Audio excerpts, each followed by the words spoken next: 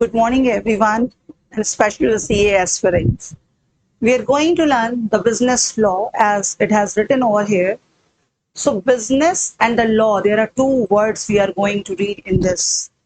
What do you mean by the business and what do you mean by the law first?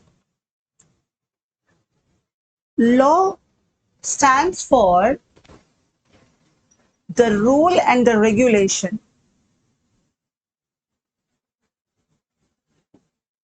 which has to follow. Has to follow करने ही पड़ेंगे follow नहीं करा तो it will be charged against. Has to follow करना पड़ेगा follow नहीं किया तो we will charge against. ठीक है तो कौन सा law है? It's a business law. तो what do you mean by the business law here? You're going to be a CA. You're going to appear in a CA exams. You must know the laws about it. तो पहले हम इसके syllabus को देख लें क्या है इसके सिलेबसेस में और फिर से मैं एक बात करूं कि सिलेबस कुछ हमें पता होता है और कुछ हिडन सिलेबस की बात होती है। तो अभी हम देखें इंडियन रेगुलेटरी फ्रेमवर्क। जब हम लॉ पढ़ते हैं हम कुछ लीगल टर्मिनोलॉजीज को सीखते हैं जिसको लीगल मैक्सिम्स कहा जाता है। तो उन लीगल मैक्सिम्स को हमें लेना है अपने साथ।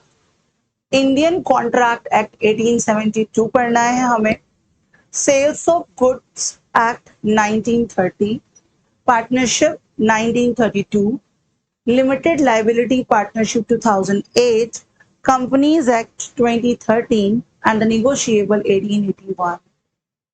These are the laws which involves in your business law. अगर बिजनेस लॉ की हम बात करें तो ये 7 लॉज हमें देखने। तो यहाँ पे ये बेसिक बात कर रहा है कि क्या पढ़ना पड़ेगा हम लोगों को।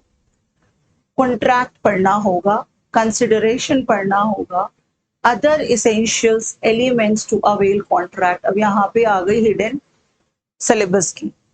अब एसेंशियल्स क्या? एसेंशियल्स तो 10 है।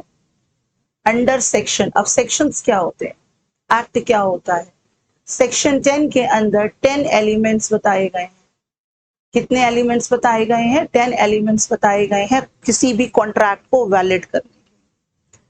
तो before going over here we must talk about what is the meaning of a contract कि कॉन्ट्रैक्ट होता क्या है। दे तो दिया सिलेबस में कि कॉन्ट्रैक्ट, लेकिन कॉन्ट्रैक्ट क्या होता है लेट्स से। चलो अब हम बात करेंगे सिर्फ एक बेसिक कॉन्सेप्ट की जिसका नाम है हमारा contract. Before entering into law, contract is just a ठेका लेना और देना। It's a term contract, literal meaning in Hindi, this is known as a theka before entering law. But now you have entered in law, so contract has changed its literal meaning. Act 1872. Act 1872, Section 2, subsection H. Section 2, subsection H. Contract क्या है? देखते हैं contract क्या है। कहते हैं contract is an agreement. Contract is an agreement. Okay, it is an agreement which is enforceable at law. Enforceable at law. अच्छा जी, what does it mean now? चलिए बड़ी बेसिक लैंग्वेज में बात करते हैं, not in the bookish language first. It is an agreement. agreement, EEE, so it has defined in section 2E. All right. Contract कौन सा section के अंदर आ गया? 2 सबसेक्शन H. अब कॉन्ट्रैक्ट क्या है? एक एग्रीमेंट है। We are having an agreement between us which is enforceable at law. अगर कोई एग्रीमेंट इनफोर्स्ड है तभी वो कॉन्ट्रैक्ट होगा, अदरवाइज वो कॉन्ट्रैक्ट नहीं होगा। तो यहाँ पे बोला गया what do you mean by an agreement. कहता है अग्रीमेंट को 2E में देखना होगा। कॉन्ट्रैक्ट एक्ट के सेक्शन 2 सब सेक्शन E में किसको बताया गया है व्हाट इज एन एग्रीमेंट। कहते हैं agreement is an offer, it is an offer, अगर ये एक्सेप्ट हो गया, अगर हमारा ऑफर है वो एक्सेप्ट हो गया तो क्या बन गया, अग्रीमेंट बन गया, और एग्रीमेंट अगर इन्फोर्स्ड हो गया तो क्या बन गया, कॉन्ट्रैक्ट बन गया। So what do you mean by a contract? Under section 2H, contract is an agreement which is enforceable at law. What is an agreement? It is an offer which has accepted becomes an agreement. All right. Very basic term. What do you mean by the enforceability? Case कर सकते हो, किसी के ऊपर sue कर सकते हो, तो वो enforce हो गया. For an example, I have called you in dinner. मैंने आपको डिनर में बुलाया है, राइट? और मेरे को कोई अर्जेंट काम आ गया, मैं आपको बिना इन्फॉर्म करे घर लॉक करके चली गई। आप जब आए बड़े मूड में, क्या सो डिनर यहाँ पे करना है, आप आए और आपको लॉक मिला, आप मुझे कॉल भी कर रहे हो, I am not attending your call, आप जाओगे और मेरे अगेंस्ट केस कर दोगे?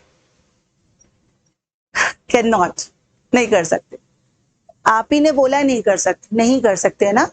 या तो फिर मैंने डिनर बना के रखा हुआ है लेकिन आप नहीं आ पाए, मैं आपको कॉल कर रही हूँ, you are not attending my call, क्या मैं आपके अगेंस्ट केस कर दूं?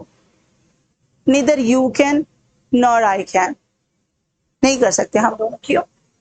Because there is no enforceability, कोई एनफोर्सेबिलिटी नहीं, हम आपके ऊपर केस नहीं कर सकते। हमारा जो ये ट्रांजेक्शन हो रहा है जस्ट डोमेस्टिक वर्ड्स, हम सिर्फ कैसी बातें कर रहे हैं, अपनी डोमेस्टिक बातें कर रहे हैं। This is not a, it is not an enforceability, कोई इनफोर्सेबिलिटी नहीं है, ठीक? हम केस नहीं कर सकते आपस में एक दूसरे के ऊपर।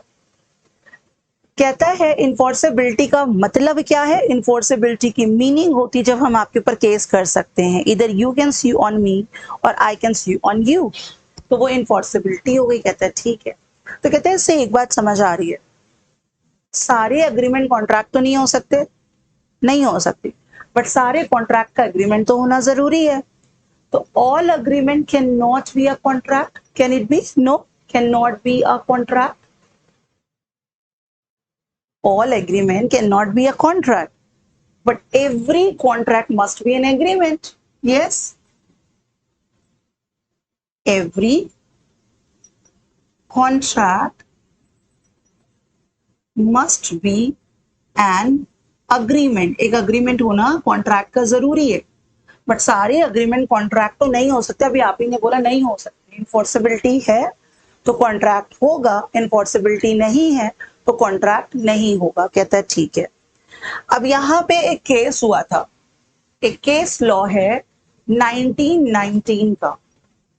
हुए तो बहुत सारे केसेस हैं लेकिन कुछ लीडिंग केस जिसको अभी हम डिस्कस करेंगे, और फिर हम लोग वन बाय वन, मैं गारंटी वर्ड नहीं यूज करूंगी ना प्रॉमिस वर्ड यूज करूंगी, लेकिन आई कैन से, अगर मान लेते हैं फॉर एग्जाम्पल 20 क्वेश्चंस आपसे पूछे गए हैं तो 18 आपको सिर्फ लेक्चर से कॉन्सेंट्रेट करके करने हैं, 2 के लिए आपको गो थ्रू होना है, लेकिन 18 आपको सिर्फ सुन करके आ जाने चाहिए, पढ़ाई ऐसी होनी चाहिए, ठीक?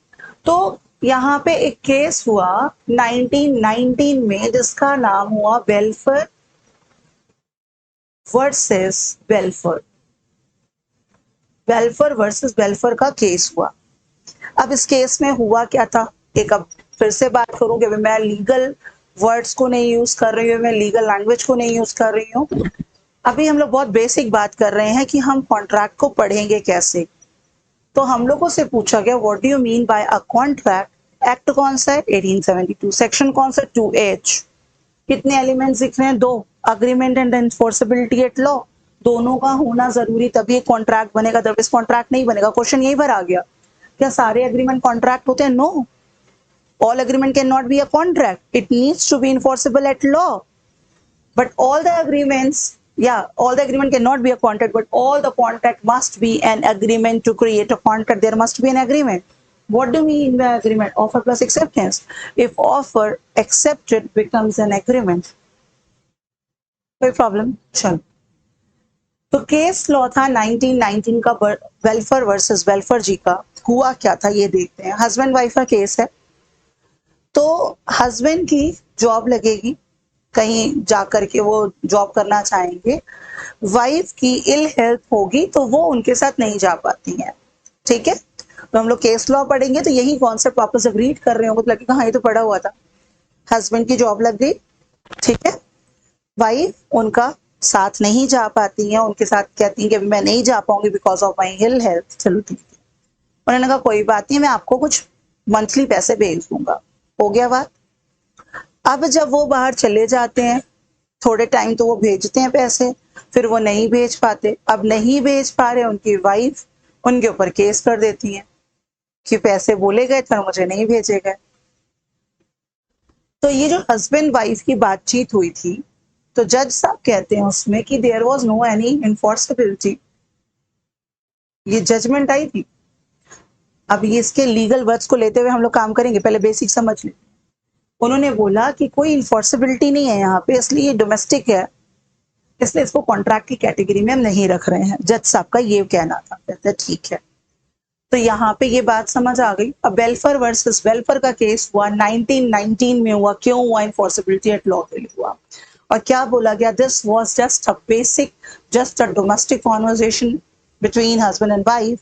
There is no enforceability at law. That is why it does not be a contract. All right.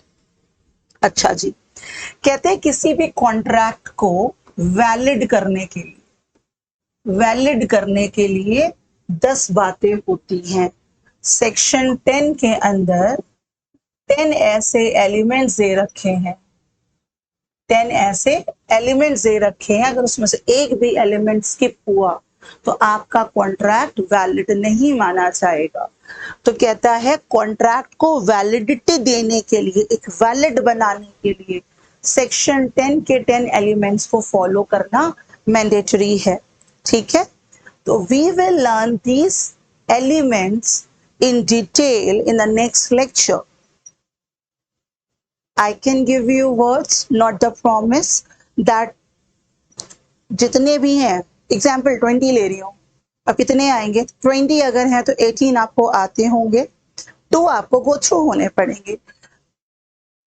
I don't believe on the notes, I believe in the lectures only.